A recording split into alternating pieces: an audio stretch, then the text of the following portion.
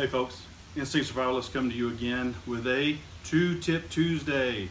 Hey, guess what? Tuesday. Hope y'all are doing well. Long story short, I'm going to review from last week, and then we're going to start talking about the two things for this week.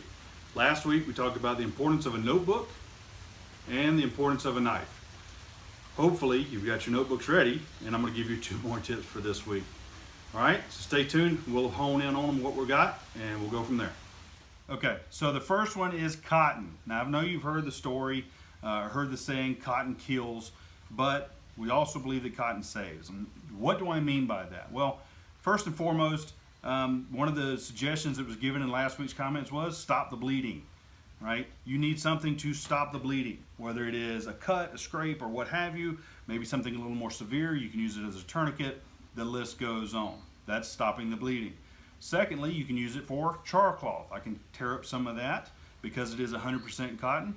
I can go in and char that. And if you're not familiar with what that is, click in the link right up above, and that'll take you to the charring video that I did. Some of you may already understand that. For some of you that don't, hey, I urge you to go and check that out. I've also got one here that's a sniper veil. Now, why do I have a sniper veil? I'm not a sniper. That's just what it's called. I use it for several purposes, several things. I don't plan on ever charring this one. However, I can use it for wiping sweat off, keeping myself cool, keeping the bugs off at night. I have done that several times when camping. That's the other use for it. And then I have another one. So you see the shemagh under the bottom. You see the sniper veil and the bandana. And I carry this with me all the time. Not always a red one, but always carry a bandana. But this is actually muslin.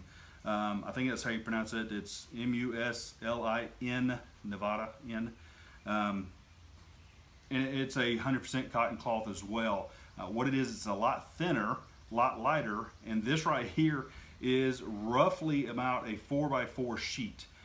So you can see that that's pretty big, but it's very thin, very small, very lightweight, and that's the benefit of using that as far as the cotton goes. Make sense?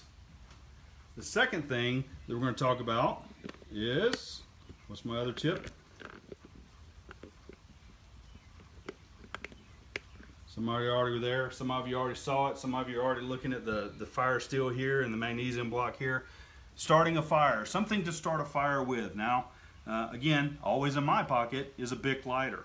Why? Well, Bill, that's not exactly a primitive way to start a fire. It's not exactly a fire starting. Yeah, actually it is, okay?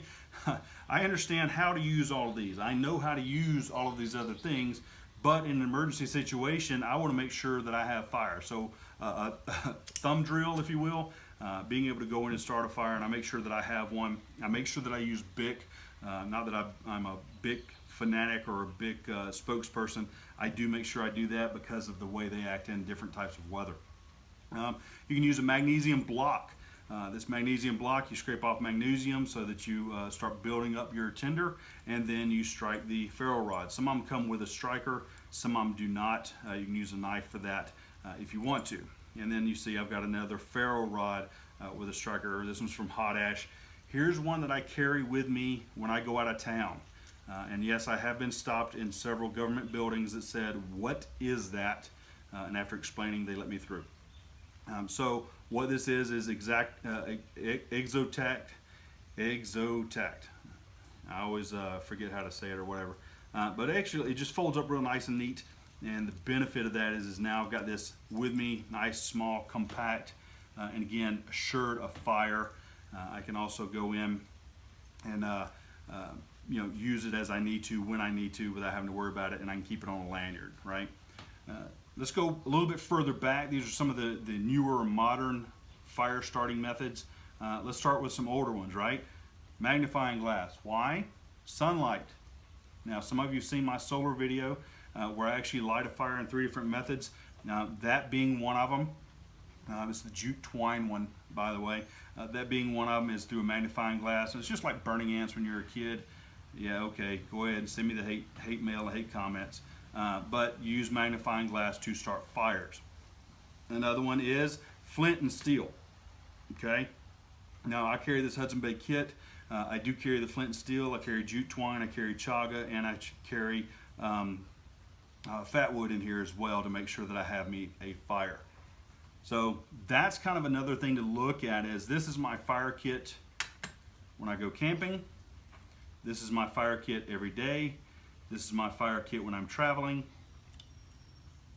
And these are nice to haves. This is actually from my daughter, so I'll thank Bethany Reese for that.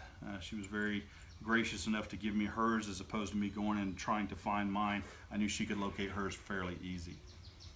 Okay guys, so cotton and Firestarter or Firestarting method, however you want to do that, whether again it's a lighter or one of the other options. You may have one that you like better. You may use a piston.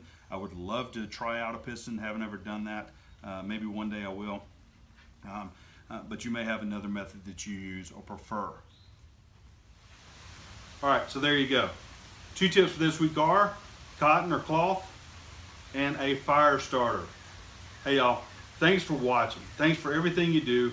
Hopefully this was of value to you. Again, we're starting with some of the basics and kind of moving you up into other areas. Some of you may already do this. That's fine, not a problem. But the reality is not everybody does. So as we move forward, as we continue on, stay tuned next week for another 2-Tip Tuesday. Don't know if I'm going to be inside or outside. Depends on the rain pouring down today, and it's loud under the shelter. So anyway, guys, thanks for everything you do. Thanks for watching. Thanks for your likes, your subscribes, the tweets, retweets. Hey, don't forget to check out the other videos. They should be of benefit to you. I think they are. You decide for yourself. All right? So until next week, use your instincts to survive. Thanks for watching.